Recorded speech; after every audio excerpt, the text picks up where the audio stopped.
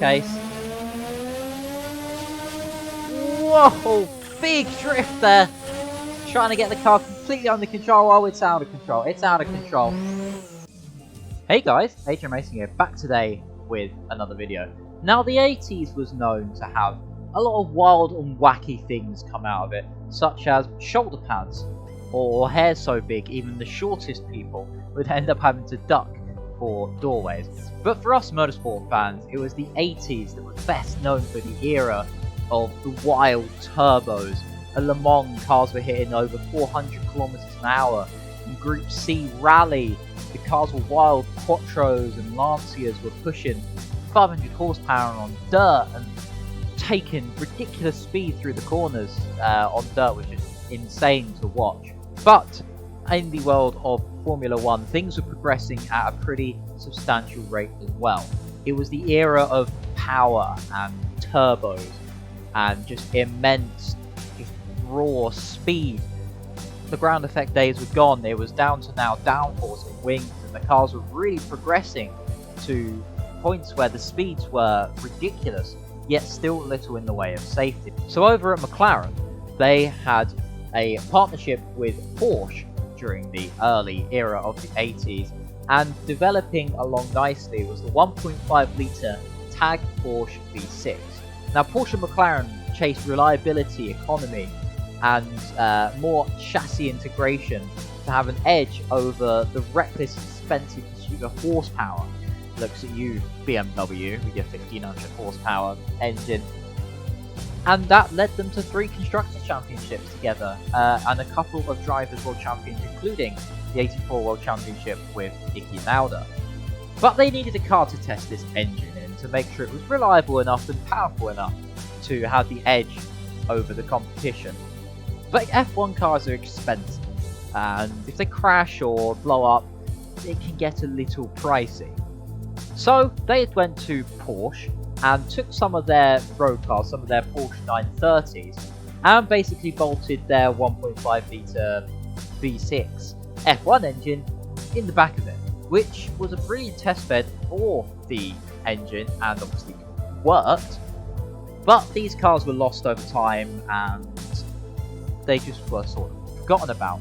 But then in 2019, the company Lasanti, famous for its victories at Le Mans in 1995 with the McLaren F1 GTR, decided to revive the project.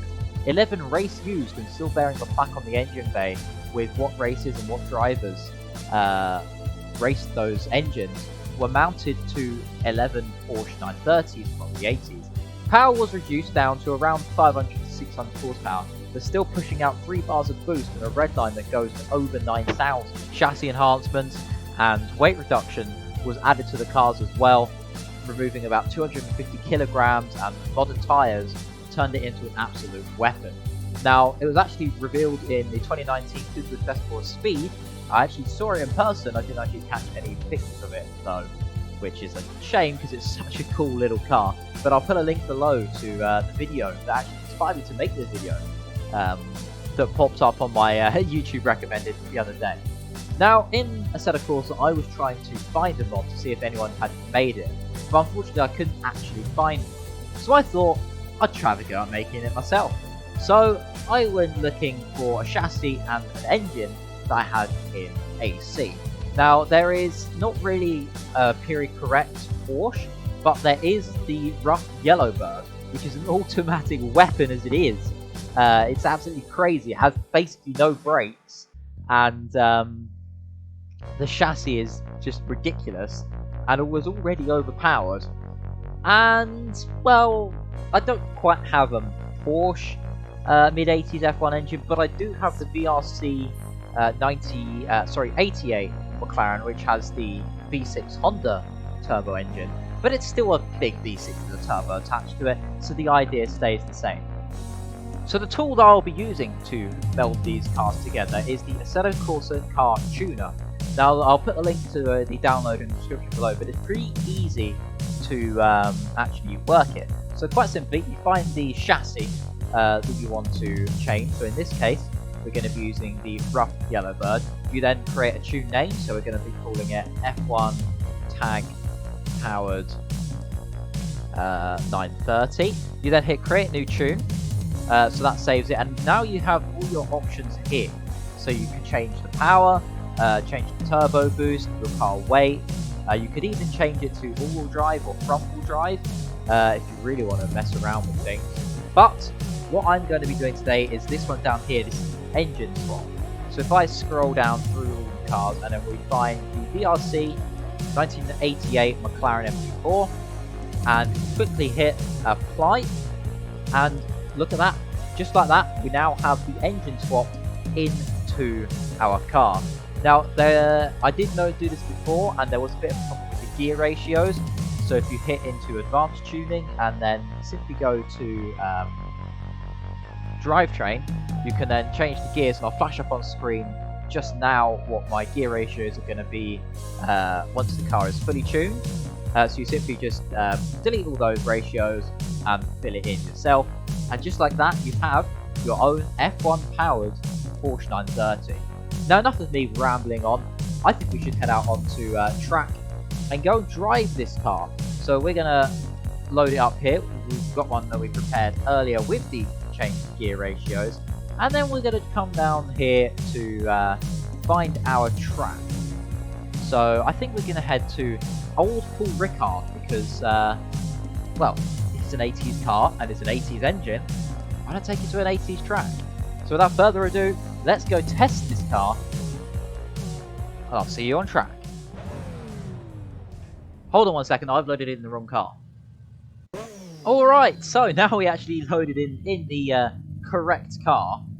Shall we go take this for a test drive? So, I'm expecting it to be pretty wild. Now, we've got no traction control, no ABS, 80s brakes, 80s tyres, and about 900 or so horsepower from an F1 engine, which means immense turbo lag. So, well, let's just jump in and give it our best shot, I think. Drive. Now, I'm predicting completely and utterly undrivable. But let's find out, shall we? So, you're already seeing the slight problem with an F1 engine from the 80s, which is the turbo lag. Now, let's just stick our foot down here, shall we? And watch that speed climb. Whoa, car is fighting for traction from the rear there. And there's already 200 Ks. This is that Honda engine screen. Now we've got to brake so early for turn 1. Heel toeing down to second gear, down to first gear. Try and get some turbo boost working from that V6. Absolutely nothing, and then everything all at once. 1,000 or so horsepower is unleashed upon the road. Big kick of oversteer there, and now we get to finally get our foot down. So you can watch that speed climb. 4th gear, 5th gear, as we're coming down the back straight here at Paul Ricard now. The fast right-hander. Before I was braking at the 200 to get it down to about 3rd gear. Turn it in, the car, oh, you can see the understeer. The understeer wants to go in the gravel. Oh, it's wild. Oh, it's wild. Down to 2nd gear. Now just try and turn it in. Use some of that power to try and get the rear rotated around. The car is fighting all over the place. Brake bias is quite rearwards just to try and get some rotation in the car as well. You see the car absolutely fighting. Whoa! Down to 2nd gear, and I just hug the inside. Just try and hug the inside. Oh, the understeer. These 80s tyres are absolutely atrocious. Power does not match the car in this case. Whoa! Big drift there. Trying to get the car completely under control. Oh, it's out of control. It's out of control. So a 36.1 to beat. And I think we're already going to be pretty close to that. As we come around the final corner. Oh, it's so slow. And then now we get to watch that turbo boost just unleash itself. Whoa. Come on, car. Get the power down. Get that power down. Get that power down. There we go. Now the power comes in and the lap is started. Now we need to brake nice and early. Just about before the 300 metre mark. Down to the first corner. Oh, we're locked up. We're completely locked up going into the corner. Come on, get it turned around. Come on, turbo. Where are you? Little cheeky clutch kick. Whoa. A bit too much on the old clutch kick there. Come on, get it through the chicane. There you go. Spin the wheels up 2nd gear. Spin the wheels up 3rd gear. 4th gear. Now we get the traction down. Now we can start unleashing the power once again. Pretty poor start to the lap, but we're just trying to learn this car at the moment. So 200 meters, let's try that. Down to third gear, turn it in. Oh, we're understeering off. Oh, we're understeering off. Oh, that's not good. That's not good. Right, so let's see if we can try and actually get some sort of comparable lap time. So I did about a mid 137 in the standard yellow bird in a little bit of practice. So let's see how the F1 power yellow bird compared to that. So let's try and stop turn 1, shall we? So just before the first braking marker, down to first gear, hill towing all the way down, slightly locking up as well, and then just the understeer. As these 80s tyres do not grip up, use all of the curb and a bit more, and then just try and struggle to get the power down, and then there you go, now the traction comes in. So up through the gears once again, third gear, fourth gear, fifth gear. How late do we dare brake before the fast right-hander? Let's try not to understeer off this time. So brake about the first braking marker, same as turn 1. Down to third gear, it feels like you're going to go so slowly through the corner, but the power in this car does not match the chassis, and again the car wiggling around all over the place, and now the car is going to struggle. The standard yellow bird, of course, with that less power means you can sort of actually use the power more, and with the massive amounts of turbo lag that we now have, it makes it so much harder to get the power down. Oh, that rear engine as well, really just trying to kick out, especially on the braking. You're going to see it here as I try and turn in. The car just wanting to break loose constantly. Oh, the understeer, that was a terrible line as well. The car just feels just horrible to drive, but then as soon as you get to a straight, the power just brings you back into play. I'm trying straight line braking here down to second gear. Only a couple more corners to go. Oh, the car's kicking out all over the place. I'm going to absolutely hack at the wheel to try and get it under control. Down to first gear, final corner, so 137 to beat. Definitely looks like we're going to beat that. Where's the line? We can just try and get the power down, and now we can start gaining time. What's it going to be? A 135.9. Already about a second up on our F1 standard yellow bird non-F1 lap time. Just that sheer power of an F1 engine. I think we're up about almost 300, 400 horsepower. And despite the no chassis modifications on this car, it really doesn't help. There's a big kick of us here. Let's see if we can try and break into the 134. So our fuel light is on. Luckily, this is in real life, so I can actually go and get petrol if I need to. Just have a quick look about the UK fuel shortages. Right, let's see if we can try and carry a bit more speed through it. Brake about 200. Block shift down to 4th. Block shift down to 3rd. Oh, the understeer. Using the power, try and get the car rotated. Big drift on exit. Down to second gear. Turn it in. Hunt for that late apex. Hunt for it. Might not find it though. And there it is. Just about there. Oh, the speed through the corners is so little of it. And now we get to stick the power down once again. Oh, car's breaking all sorts of loose through here. Come on, don't spin. Hold it. Ah, nice. Somehow held that car together then. And now up through the gears once again. Whoa, car is all over the place. I am not in control of the vehicle. Come on, let's just get it round, see if we can try and improve. I don't think we are going to on this lap. But this felt a bit of a better final sector.